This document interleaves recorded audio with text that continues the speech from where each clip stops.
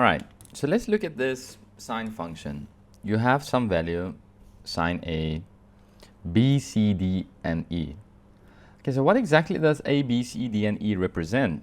Well, before we start, you need to be familiar with this sine function.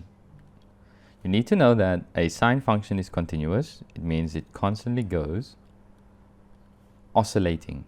Okay, so the sine function oscillates. You can sort of think about it in a pendulum. Okay, maybe that's a bit too advanced. Anyway, let's go back to how we know this is a sine function mathematically. Well, you need to know that a sine function oscillates between 1 and -1, meaning a basic sine function, so when you have the f of x, is equal to sine x. It means we have an amplitude of 1. So an amplitude would just be the point from my x-axis all the way to the top of my wave. Okay?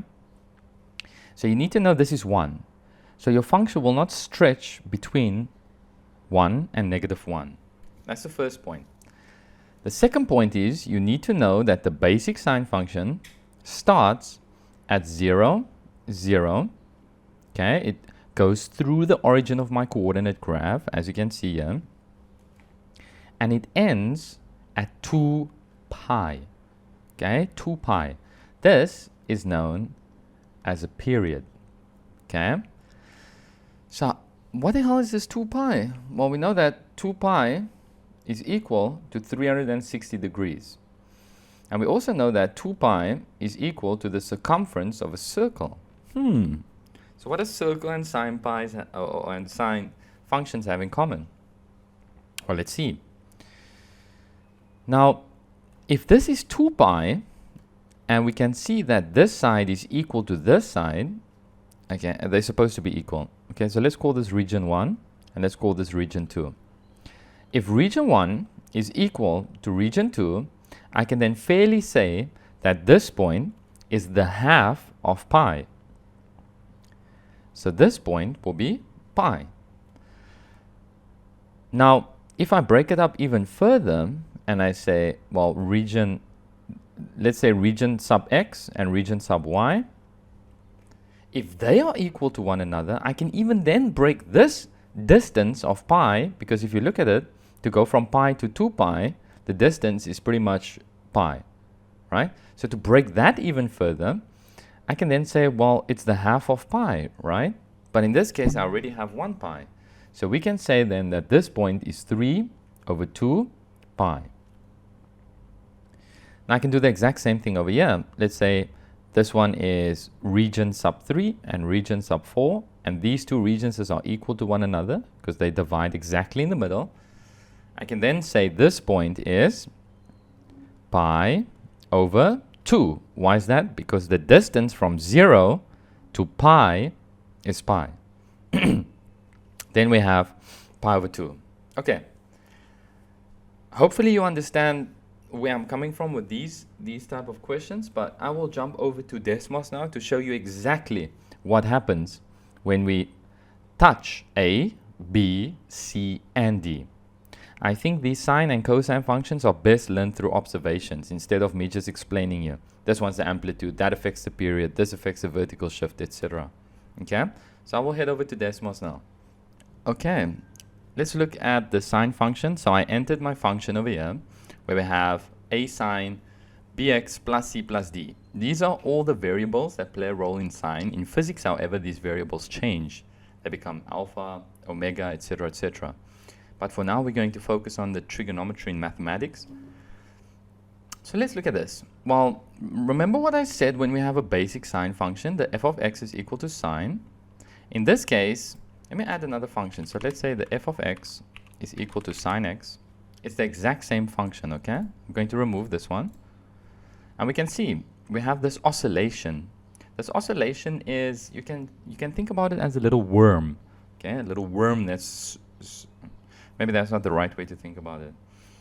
You can do a little Google to look at simple harmonic motion and you'll see. But let's go back to this. So we have this oscillation between 1 and -1. Remember what I said, when we see a basic sine function, we know that it oscillates between 1 and -1. Okay, so let's analyze these points. Well, here we have a local maximum and a local minimum. Okay, but let's analyze these points. Well, this point shows me that I have pi over 2 and 1. That would be the top of my sine function. Okay, fair enough. So therefore, if this region is in fact equal to this region, which we can prove by using integration, then this point and this point should technically be equal from some distance. Okay, so we can see a distance here between 0 and pi is pi, right? So then we divide this point because it exactly divides in the middle by pi over 2. So we do the same thing here. If this point is pi, this point is 2 pi, this point, we just divide exactly by 2 as well, even though it says 3 pi over 2. Now, one thing we now need to assume, or not assume, we can see it, is that from this point to this point is 3 pi over 2. So that's 1.5 pi. So the easiest way to remember it is this. You have 0, okay, then you have half a pi, 1.5 pi, 2 pi. And that's a sine function. Funny enough, it's the same thing for cosine functions. Although cosine function starts at a different y-intercept. So the y-intercept in this case is 0, or the y-intercept is 0, and the x-intercept is 0. But now they might ask you, well, what are the x-intercepts on this function? Then you can say, well, the first intercept is pi over 0, or pi 0, and then 2 pi 0. And you can go on forever. Okay? Since if I zoom out, we can see that this function never stops. It just keeps going infinitely, which means never ending. Okay, now let's see what happens when we touch these variables. So currently, we have a basic sine function, okay? Even though it says a is equal to 1, b is equal to 1, anything multiply 1 is 1, or anything multiply 1 is that number. So let's see what happens if we touch this value, or if we change the parameter. These are known as parameters too, okay? So if I change the parameters, something happens to my function. So let's see what happens when we change a. Okay, so if I change a, I can see, whoa. My function is getting bigger. Look, all of a sudden now it's at 2, where it's supposed to be at 1. So we can see we have an increase of my amplitude. The point from my x-axis to my highest point of the function. So look, if I increase it, my amplitude keeps getting bigger. Okay, so what can we conclude? We can conclude the value with a increases the height, the highest point, my amplitude of my function. So this value. Well, let's look at b. What happens when we touch b? It becomes smaller. Okay, it becomes smaller. Now there's a formula for this where you calculate the period, but I'll get into that formula in another video where we do most functions. Now it's just a conceptual understanding of a sine function. Okay, so look, if we touch b, it oscillates quicker. But what happens now all of a sudden when we go to the negative side, we have a reverse. Okay, can you see that? So what can we conclude from b? b shows it affects the period of the sine function. So the value in front of x somehow changes this 2 pi to something else. So let's have a look. What happens to that point? Let's make it, so look. The point went from 2 pi all the way to 1.6. If we multiply 2 pi with 2, or pi with 2, that gives me around 7. So my oscillation went from a 7 to a 1 if I increase my b. Okay. Let's look at c. What happens when I touch c? Well, now we have a shift, a left to right shift. Look at that. We have a left and right shift.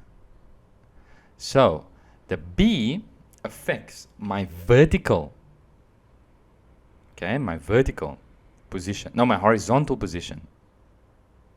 My horizontal position of my function. Okay, very important. Horizontal position, meaning it changes my x values. Look, my amplitude still stays the same, My amplitude stays exactly the same. It's still 1 and -1. But I have a shift right and left. That is horizontal shift. So D is only one thing left. Well, D then has to be a vertical shift. Look at that. It's going higher and higher. Okay? Now, once you understand what A, B, C, and D does, to calculate these functions become very simple. So what will happen now if I take D to the negative side? Well, the function just goes down. So my y-intercept is changing. So we can see, let's go through this. A affects my amplitude. So I have a shift and a reverse. A shift and a reverse, okay? B affects my oscillation or my period. Okay, we can see if I have B of 0, I have a straight line. But if I increase B, my waves become smaller and smaller and smaller. Okay, for C, what happens if I manipulate C? Oi, my C disappeared. If I manipulate C, we have a shift, a left and right shift. Okay, a horizontal shift. And if I touch B, well, we have a vertical shift, an up and down shift. So those are the parameters of a sine function. Hopefully you get the idea. And then soon we'll go into examples of how to calculate these things. So let's say we're given the function, the f of x is equal to 2 sine 3x. I'm given this function. Now we know now that if I write my standard formula, so it's going to be a sine bx. In this case, I only have an a and a b. Well, we know that if I look at this value, my amplitude is always going to be positive. So you can think about the amplitude as always being positive. Okay? So the amplitude is always positive. So this is the absolute value of the amplitude. So let's say a question A is, what is the amplitude of the sine function? We can simply say 2. And now they ask us, well, what is the period of the sine function? So if we had to go graph this function, we know my highest point is going to be 2. So now I have 2 and I have -2. Okay? So we know it's going to be something like this. But now I have to go find these points. Well, what are those points then? Well, to calculate your period is you're going to take your b value and you're going to place that over 2 pi. So 2 pi over b. So my period then would be 2 pi over 3. Now an easy way to find these points is you can take 1 over 4. This is a trick. I mean, it's not really a trick, but you can do this. 1 over 2 times 2 pi over 3. At first, when you're starting out, you can do this method over 3, and then 1 times 2 pi over 3. So in this case, you can find this will be, if we look at this basic sine function, okay, you have this one, this point, this point, this point, this point, and this point. Since we have no vertical shift, we're going to cross through our origin. So to find this point, you take your period, you multiply it with 1 over 4. To find this point, you take the half of the period. And to find this point, you take 3/3 of the period. And to take this point, you find the full period. Okay? So that's how we can calculate these points. And then, of course, you just look at your y-axis. In this case, you have 2 and -2. So let's do this one. So this point is going to be, let's actually quickly do it. Why not? Let me use teal or cyan. So this point is going to be 2 pi over 12. This point will be 2 pi over 3. So that's going to be 6. So it's going to be pi over 3. Okay? Pi over 3. Since we can just cancel out that 2 and that 2, pi over 3. And then this point will be, what's that? 6 pi over 12, so we can simplify that to pi over 2, right? This one cancels, pi over 2, and then the final one would be 2 pi over 3. So these would be your points, and then we have -2. So on my x, this is 2, -2. So now we can find the minimum and the maximum of this value. We can find the amplitude, we can find the period. There's no vertical shift since there's no c, and there's horizontal shift, so there's no c, and there's no vertical shift because there's no d. So now I'm going to go back to Desmos and place this function quickly.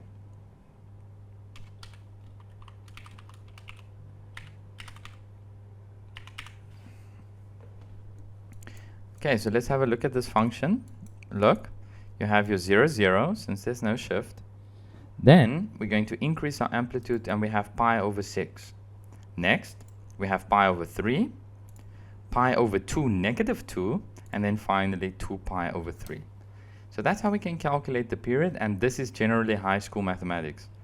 Further, in university and in physics, you'll delve more into these type of sine functions, and to see how they play a role in simple harmonic motion and how they play a role in music theory. But for now, this is pretty much everything about a sine function that you need to know at a high school level. I mean, there's obviously more. You can factor it, you can multiply it with complex numbers, etc. But okay.